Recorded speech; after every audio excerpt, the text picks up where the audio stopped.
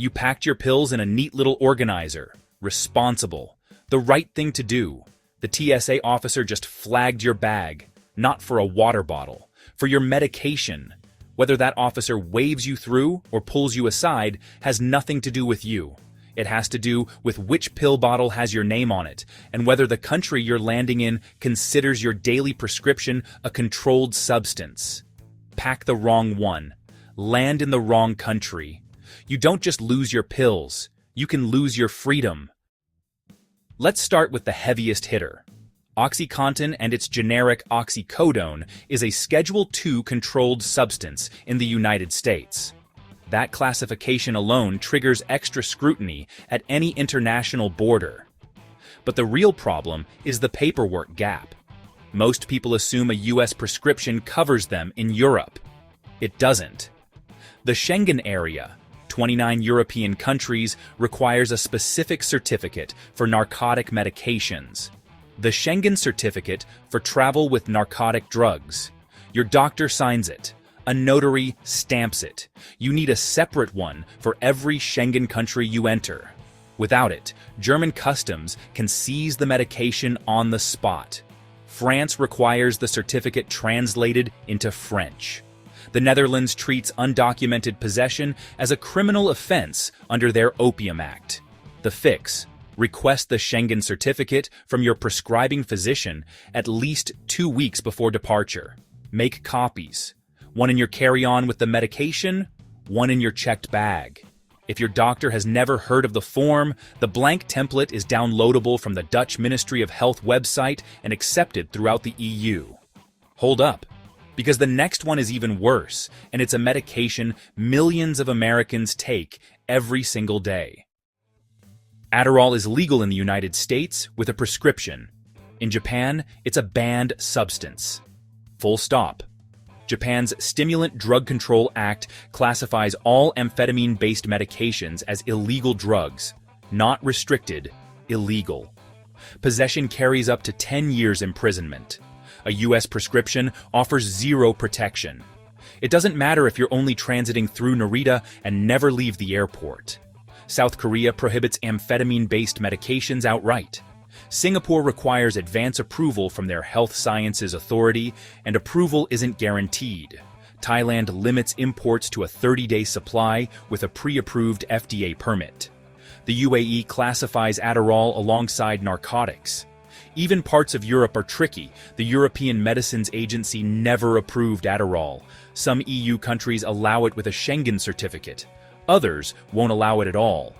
The fix: ask your doctor about switching to a methylphenidate-based alternative, Ritalin or Concerta, at least a month before your trip. These are accepted in far more countries. Carry both the prescription and a doctor's letter A, specifying medication name, dosage, and medical necessity translated into your destination's language. Ever notice how nobody tells you this when you book the flight? Xanax feels universal. Anxiety doesn't check passports, right? Wrong. Alprazolam is a benzodiazepine, and benzodiazepines are restricted or banned in a surprising number of countries.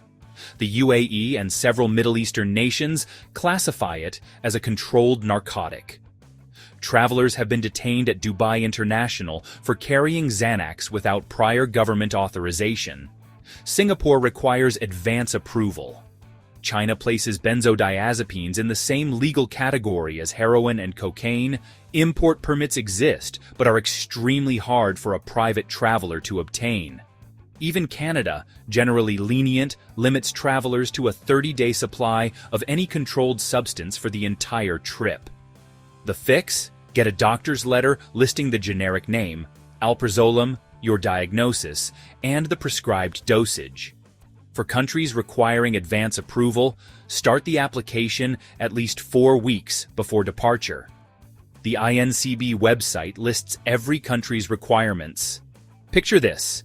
You're at customs where you don't speak the language, and an officer is holding your Xanax bottle while you try to explain it's prescribed. It's not personal, it's protocol. This one is almost funny. Ambien, Zolpidem, is one of the most commonly prescribed sleep aids in America. Millions take it specifically for travel, to sleep on the flight and beat jet lag. And yet, the CDC Yellow Book flags zolpidem by name. It requires permission in some countries and is prohibited in others. You're taking a medication to make travel easier, and it's banned where you're going. Singapore, South Korea, and several Gulf states keep Ambien on their controlled drug registries. Carrying it without advance approval triggers the same legal process as carrying a narcotic, because legally, that's what it is there. The fix, melatonin, is universally legal and needs no documentation. For anything stronger, ask your doctor about non-benzodiazepine alternatives accepted at your destination, and check the INCB country list before filling any travel prescription. The medication you reach for to survive a 14-hour flight could be the reason you don't make it past customs. Hold up, because the next one is the medication everyone's talking about, and almost nobody knows how to travel with it correctly. Ozempic isn't a controlled substance. It's not banned anywhere. But it has a different problem: temperature. Unopened pens must stay refrigerated between 36 and 46 degrees Fahrenheit. Once opened, they can sit at room temperature, but never above 86 degrees. A checked bag on a summer tarmac easily exceeds that. So does a carry-on sitting through a delay in an overheated gate area. Once Ozempic crosses that threshold, it degrades the manufacturer's own guidance, says a pen that's been above 86 degrees should be discarded. TSA allows gel ice packs through security only if they're frozen solid at screening. The moment they start melting, they count as a liquid, and liquids over 3.4 ounces get confiscated. The fix: use a medical-grade cooling case built for insulin and GLP-1 medications. They hold temperature for 12 to 18 hours. Freeze the packs solid the night before. Declare the medication at screening. Carry a copy of your prescription. And never pack Ozempic in checked luggage. These three are the sleeper threats. Not controlled substances, not temperature sensitive. Nobody thinks twice about packing them. That's the problem. Eliquis. Apixaban is a blood thinner millions of seniors take daily. It isn't restricted anywhere. But if you need emergency care abroad and the doctor doesn't know you're on a blood thinner, any surgery or accident becomes catastrophic guesswork with your coagulation. You need a medical alert card, a translated medication list, and a doctor's letter with the generic name, dosage, and condition. Not for customs, for the ER you hope you never visit. Synthroid, levothyroxine, is the most prescribed medication in the United States. Over 20 million Americans take it. Most countries allow it freely, but absorption shifts with timing and temperature. Take it at the wrong hour after crossing time zones, and your thyroid levels swing. A medical letter explaining your dosing schedule keeps a foreign doctor from adjusting it wrong. Sudafed, pseudoephedrine, sits on every pharmacy shelf in America.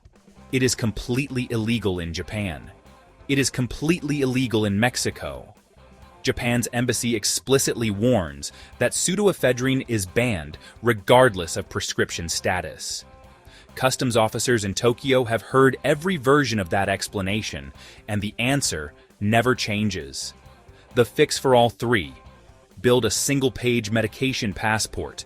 Every medication, generic name, dosage, prescribing doctor, and condition treated.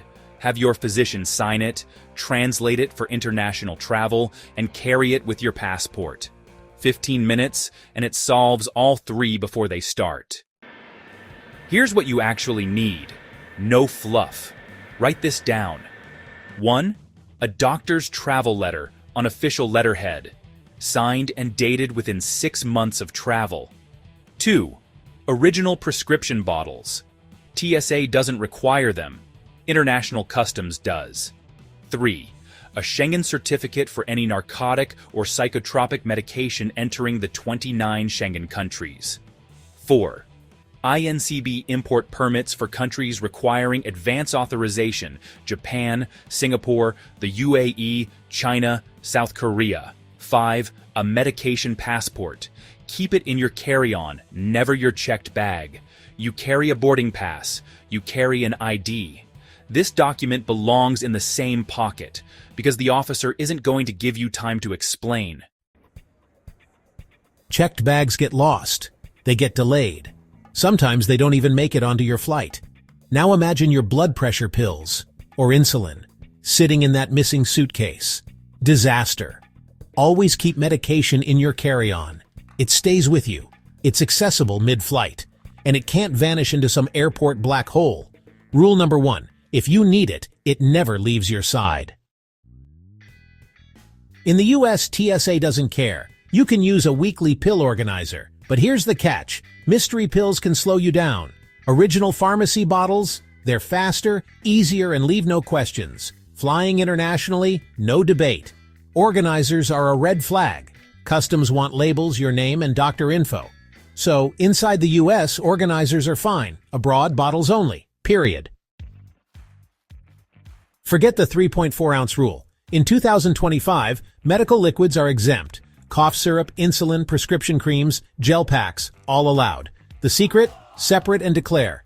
Pull them out in a clear bag. Tell TSA, these are medical liquids. They'll screen them separately, or even do a visual check if you ask. Hide them? You'll trigger a bag search. Declare them? You fly through with zero stress. Yes, you can bring syringes, but they must travel with the medication therefore. Insulin vials, EpiPens, inhalers, all are allowed. Keep them in a hard case for safety.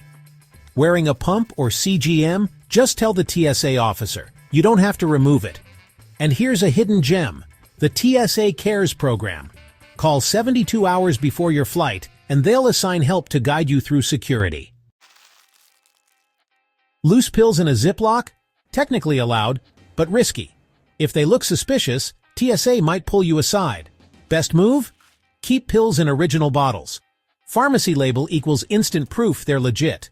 For supplements or vitamins, a labeled pill organizer is fine. And remember, security is faster when your meds look organized, not sketchy. The 3.4-ounce rule? It does not apply to medicine. Prescription creams, syrups, gels, even ice packs for insulin, all exempt. But you can't just toss them in your bag. Put medical liquids in a clear pouch, separate from toiletries. Step up to security, declare them, and you're good. Hide them, and you'll trigger a bag search every time. Left your pills at home? Don't panic. Most countries let pharmacies issue an emergency refill, but only if you have proof. A photo of your prescription, a doctor's note, or even the pill bottle label can work. No proof? You're stuck with over-the-counter substitutes. So always snap a picture of your prescriptions before you fly. It could save your trip and your health.